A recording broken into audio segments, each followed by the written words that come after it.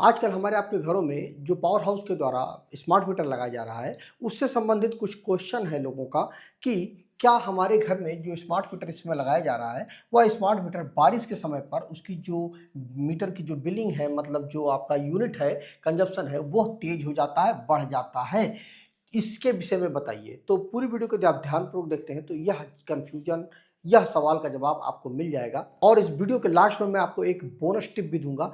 तो देखिए, आपके मन में जो प्रश्न आ रहा है कि क्या बरसात के समय में स्मार्ट मीटर की जो बिलिंग है वो तेज हो जाती है। जो स्मार्ट मीटर होता है वो इस प्रकार से बनाया ही जाता है कि वो घर के बाहर लगाया जाता है। तो घर के बाहर जब वो लगाया जाएगा तो वो तीनों मौसम में वो बाहर ही लगा रहता है, मतलब ठंडक में, गर्मी में और बरसात में, तीनों मौसम में वो बाहर ही लगा रहता है। तो उसको इस प्रकार से डिज़ाइन किया जाता है और उसकी जो सील है वो इस प्रकार से बनाई जाती है कि तीनों मौसम में किसी भी प्रकार का उस पर कोई भी प्रभाव ना पड़े।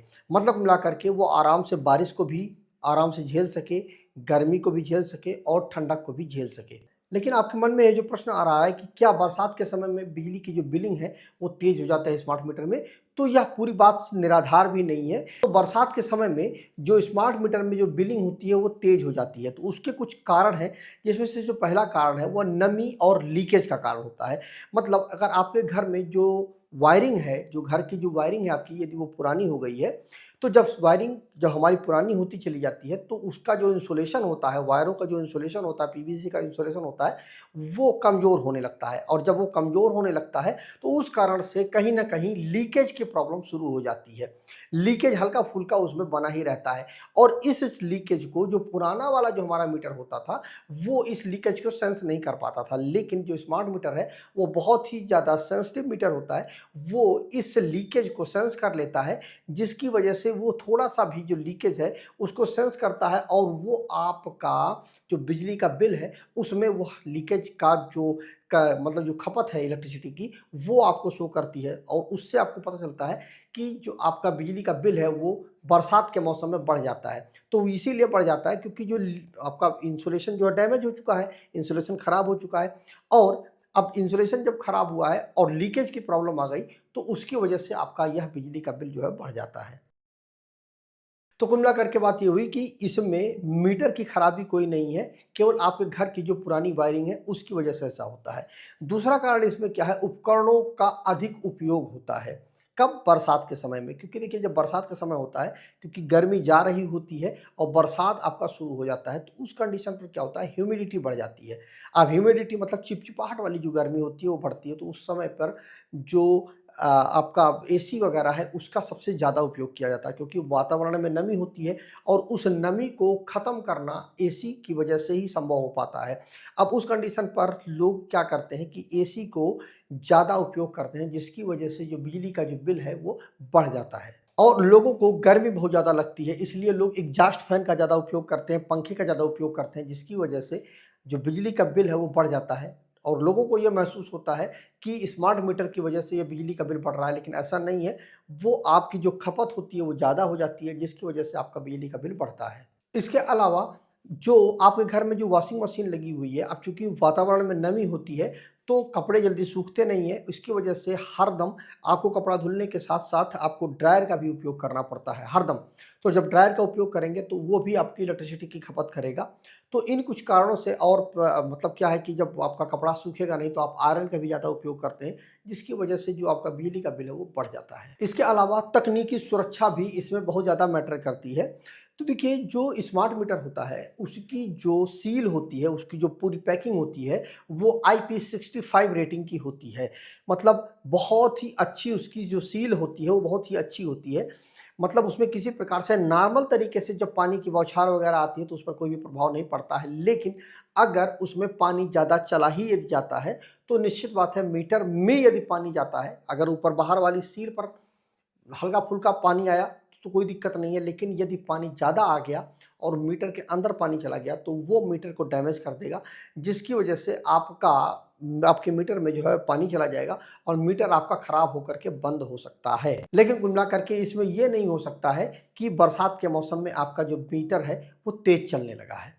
अब कुल मिलाकर के बात ये होती है कि अगर आपका जो इलेक्ट्रिसिटी का जो मीटर है वो तेज़ नहीं चल रहा है, तो अब आप क्या कर सकते हैं इस जगह पर? आपका बिजली का बिल यदि बढ़ता है तो आप कुछ स्टेप्स का उपयोग कर सकते हैं जिससे आपका जो बिजली का बिल है वो नहीं बढ़ेगा, जो कि मैंने आपको शुरुआत में प्रो टिप के बारे में बताया था। तो इसमें पहला है, घर का जो मेन स्विच है, मतलब जो आपकी एमसीबी लगी हुई है, मेन जो आपकी एमसीबी लगी हुई है उसको आप बंद कर दें और इसके बाद आप मीटर को देखें।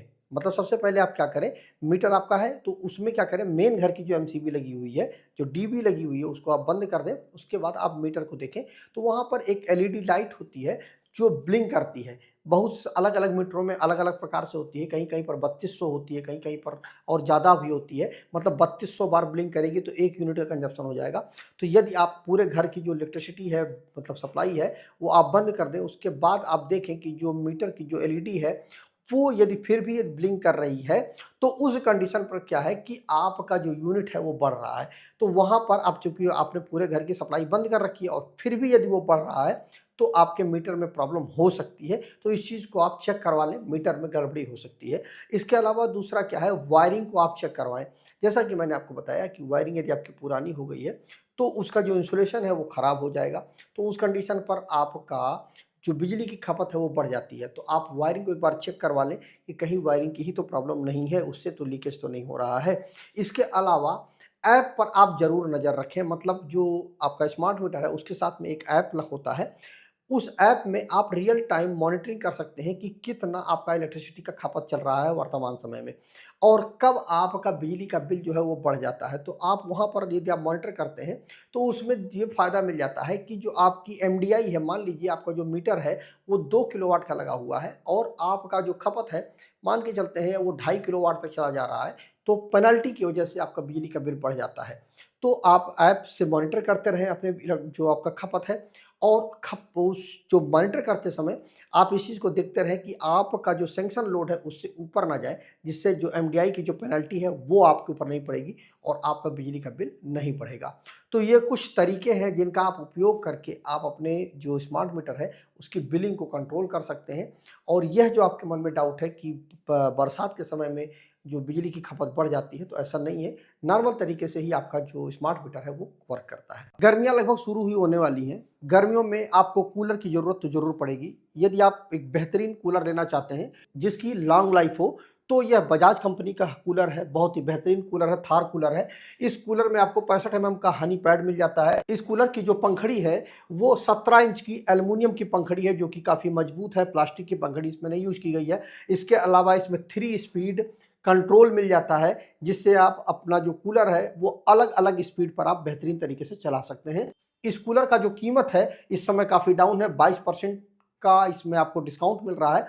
13,999 रुपये का एक कूलर है। यदि आप लेना चाहते हैं तो आपको यहाँ पर लिंक मिल जाएगा, ले सकते हैं आप। तो मुझे उम्मीद है कि आपको यह चीज़ अच्छे से क्लियर हो गई होगी। मिलते हैं किसी और वीडियो में। जय हिंद।